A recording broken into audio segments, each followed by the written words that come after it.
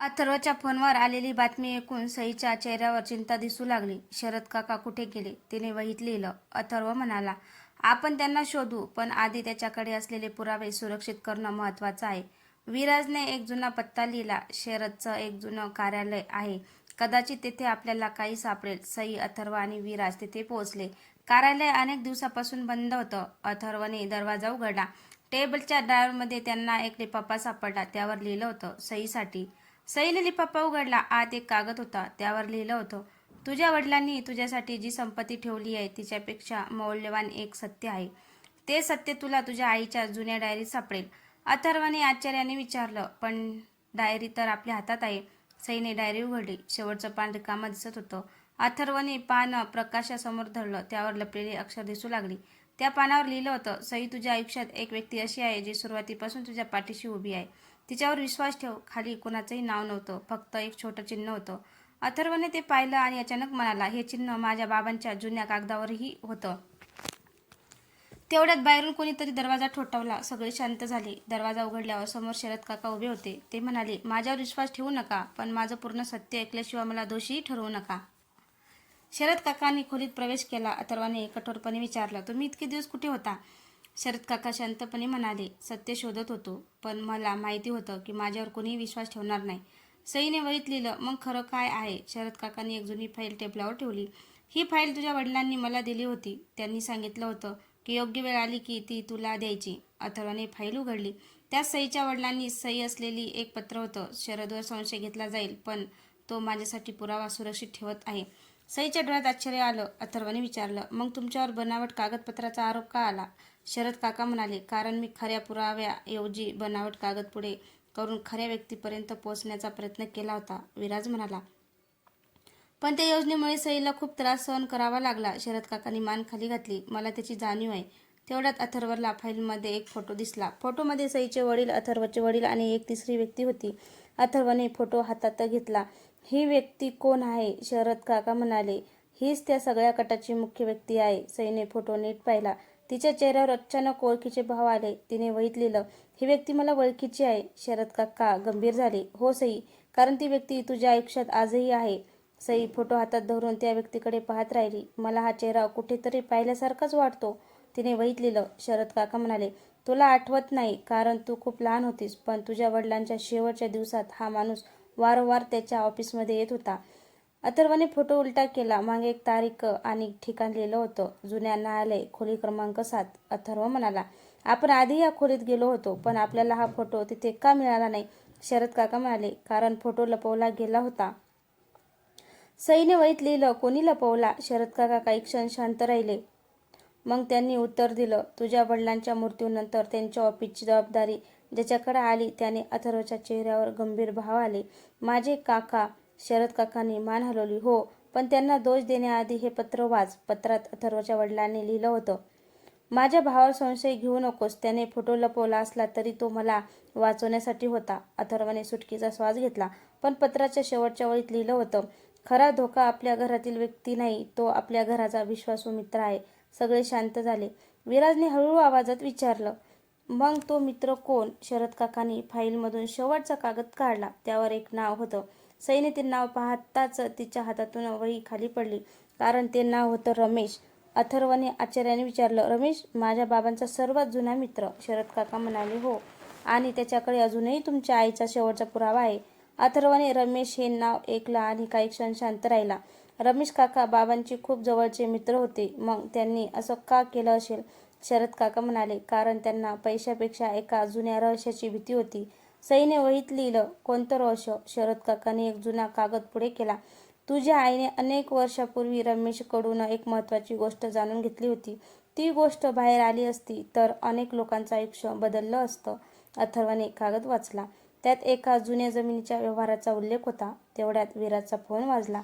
त्याने फोन उचलला आणि काही क्षण ऐकलं. मग तो म्हणाला, रमेश काका जुन्या बंगल्यात गेले आहेत. अथर्व म्हणाला, मग आपणही तिथे जाऊ? सईने वहीत लिहिलं, पण यावेळी पुरावा सुरक्षित ठेवूया. अथर्वने मान हलवली. सगळे जुन्या बंगल्यात पोहोचले. अंगणात रमेश काका उभे होते. त्यांच्या हातात एक जुनी डायरी होती. अथर्वने विचारलं, हीच ती डायरी आहे का? रमेश काकांनी मान हलवली. हो, आणि यात तुमच्या आईने लिहिलेलं शेवटचं सत्य आहे. सई पुढे आली. रमेश काकांनी डायरी तिच्या हातात दिली. सईने शेवटचं पान उघडलं. त्यावर लिहिलं होतं, माझ्या मुलींनो, तुमच्यापासून मी एक गोष्ट लपवली. तुमच्या वडिलांनी तुमच्यासाठी एक गुप्त ट्रस्ट तयार केला होता. अथर्वला आश्चर्य वाटलं. ट्रस्ट? रमेश काका म्हणाले, हो. आणि त्या ट्रस्टच्या कायदेशीर विवस्त ते थांबले. सई आणि अथर्व उत्सुकतेने त्याच्याकडे पाहू लागले. रमेश काकांनी नाव सांगितलं, अथर्वचे वडील. अथर्वच्या वडिलांचं नाव विश्वस्त म्हणून ऐकून अथर्व काही क्षण शांत राहिला. म्हणजे बाबांनी सईच्या कुटुंबासाठी ट्रस्ट तयार केला होता? रमेश काकांनी मान हलवली. हो, पण त्या ट्रस्टचा खरा उद्देश फक्त संपत्ती जपणं नव्हता. सईने वहीत लिहिलं. मग उद्देश काय होता? रमेश काकांनी डायरीतील पुढचं पान उघडलं.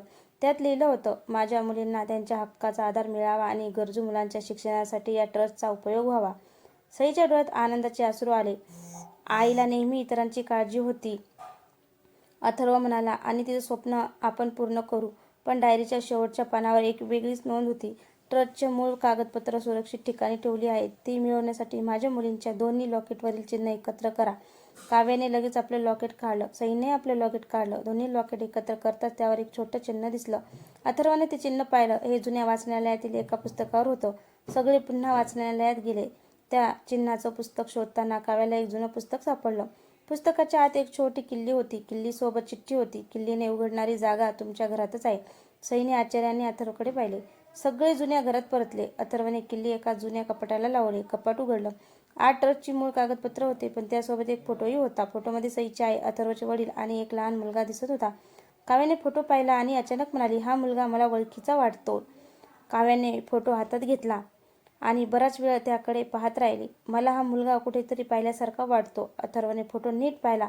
फोटोच्या मागे काहीतरी लिहिलं आहे. त्याने फोटो उलटा केला. मागे फक्त एक वाक्य होतं, हा मुलगा मोठा झाल्यावर सत्याचा साक्षीदार बनेल. सईने वहीत लिहिलं. मग तो आता कुठे आहे? रमेश काका म्हणाले, मला माहीत नाही, पण तुझ्या आईने त्याच्यासाठी एक नाव ठेवलं होतं, आरव.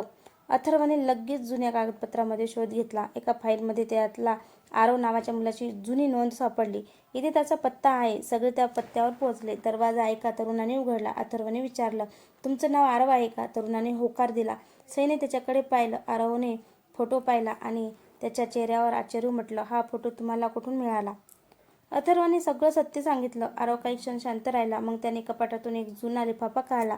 हा लिफाफा तुमच्या आईने माझ्याकडे ठेवला होता. तिने सांगितलं होतं की योग्य वेळ आली की तो सईला द्यायचा. सईने लिफाफा उघडला.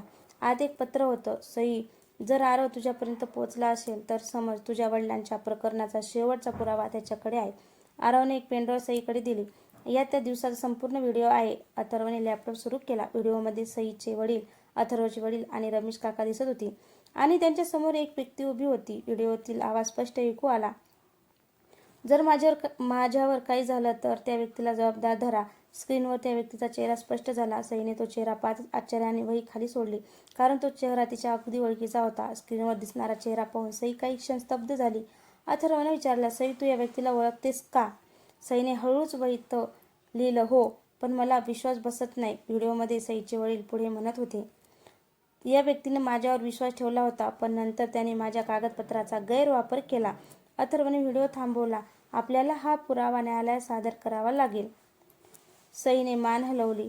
आरवने सांगितलं, माझ्याकडे अजून एक कागद आहे. तो तुमच्या वडिलांनी मला शेवटच्या भेटीत दिला होता. त्याने कागद अथर्वकडे दिला. कागदावर ट्रस्टच्या संपत्तीची संपूर्ण नोंद होती. अथर्वने पाहिला आणि म्हणाला, ही संपत्ती सईच्या नावावर कायदेशीररित्या सुरक्षित आहे. सईच्या डोळ्यात अश्रू आले. पण त्या क्षणी बाहेर गाडी थांबण्याचा आवाज आला. विराजने खिडकीतून पाहिलं. कोणीतरी आपल्याला शोधत इथे आला आहे. सगळे शांत झाले. दारावर टकटक झाली. अथर्वने सावधपणे दरवाजा उघडला. समोर एक पोलीस अधिकारी उभा होता. तो म्हणाला, मला तुमच्याशी सईच्या वडिलांच्या जुन्या प्रकरणाबद्दल बोलायचं आहे. अथर्वने विचारलं, काही नवीन पुरावा मिळाला आहे का? अधिकाऱ्याने एक फाईल पुढे केली. हो, आणि या फाईलमध्ये तुमच्या वडिलांनी स्वतः केलेली एक तक्रार आहे. अथर्वने फाईल उघडली. पहिल्याच पानावर लिहिलं होतं, माझ्या मुलाला आणि सईला सुरक्षित ठेवण्यासाठी हा निर्णय घेत आहे. अथर्वच्या डोळ्यात पाणी आलं, पण तक्रारीच्या शेवटच्या पानावर एक नाव पाहून तो पुन्हा थपकला.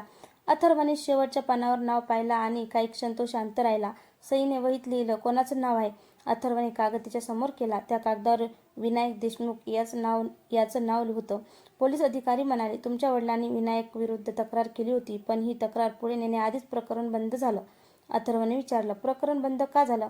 अधिकाऱ्यांनी उत्तर दिलं. त्यावेळी मुख्य पुरावा गायब झाला होता. सईने वहीत लिहिलं. तो पुरावा आत्ता आपल्या हातात आहे. अथर्वने पेनड्राईव्ह अधिकाऱ्यांना दिली. व्हिडिओ पाहिल्यानंतर अधिकारी म्हणाले, हा पुरावा खूप महत्त्वाचा आहे. आता प्रकरण पुन्हा उघडता येईल. सईच्या डोळ्यात आशेचे अश्रू आले. अथर्व म्हणाला, आम्हाला फक्त सत्य हवं आहे. काही दिवसांनी न्यायालयात सुनावणी सुरू झाली. अथर्वने सईच्या वडिलांची कागदपत्र, पेनड्राईव्ह आणि ट्रस्टचे पुरावे न्यायालयात सादर केले. विराज आणि आरव यांनीही आपली साक्ष दिली. सई शांतपणे सगळं ऐकत होती. न्यायालयात महत्त्वाचा पुरावा समोर आला. त्यामुळे सईच्या आईवर झालेले जुने आरोप पुन्हा तपासण्याचा मार्ग मोकळा झाला. सुनावणीनंतर सई बाहेर आली. अथर्व तिच्या जवळ आला. तो म्हणाला, आज तुझ्या आईसाठी पहिलं पाऊल उचललं गेलं. सईने वहीत लिहिलं. आणि हे सगळं तुझ्यामुळे शक्य झालं. अथर्व हसला. नाही, तू हार मानली नाहीस म्हणून शक्य झालं. दोघे काही क्षण शांत उभे राहिले. पण त्याचवेळी अथर्वच्या फोनवर एक नवीन मेसेज आला. खरं प्रकरण अजून संपलेलं नाही. तुमच्या आईने आणखी एक गुपित लपवलं आहे. अथर्वने फोनवरील मेसेज पुन्हा वाचला. सईने वहीत लिहिलं. आईने अजून काय लपवलं असेल? अथर्व म्हणाला, आपण अंदाज लावणार नाही, पुरावा शोधू. रमेश काकाने एक जुना पत्ता दिला. तुमच्या आईची शेवटची वस्तू ज्या घरात ठेवली होती ते घर अजूनही आहे. सई, अथर्व, काव्य आणि आरव तिथे पोहोचले. घराच्या एका खोलीत जुनं कपाट होतं. कपाट उघडल्यावर त्यांना एक छोटी डायरी सापडली. डायरीच्या पहिल्याच पानावर लिहिलं होतं, माझ्या मुलींना माझ्याबद्दल एक सत्य माहीत असणं गरजेचं आहे. काव्याने पुढचं पान वाचलं. तुमच्या वडिलांच्या मृत्यूनंतर मी काही काळ एका वेगळ्या नावाने राहिले, कारण मला भीती होती की माझ्या मुलीचा शोध घेणारे लोक पुन्हा परततील. सईच्या डोळ्यात अश्रू आले. डायरीच्या शेवटी एक तारीख आणि एक नाव होतं, आरवची आई. आरव चकित झाला. माझ्या आईचा या प्रकरणाशी काय संबंध? डायरीमध्ये लिहिलं होतं, आरवच्या आईने माझ्या मुलींना वाचवण्यासाठी मला सुरक्षित ठिकाणी पोहोचवलं होतं. सगळ्यांना आश्चर्य वाटलं. आरवने लगेच आपल्या आईच्या जुन्या वस्तू तपासल्या. त्याला एक जुना फोटो सापडला. फोटोच्या मागे लिहिलं होतं, मालती जिवंत आहे. सईने हे वाचता तिच्या डोळ्यात आश्चर्य उमटलं. अथर्वने फोटो हातात घेतला. याचा अर्थ? आरव म्हणाला, तुमची आई कदाचित अजून जिवंत आहे. सगळे एकमेकाकडे पाहू लागले. तर मित्रांनो, मुक्क मुलीचं प्रेम हा भाग कसा वाटला कमेंटमध्ये नक्कीच सांगा. धन्यवाद.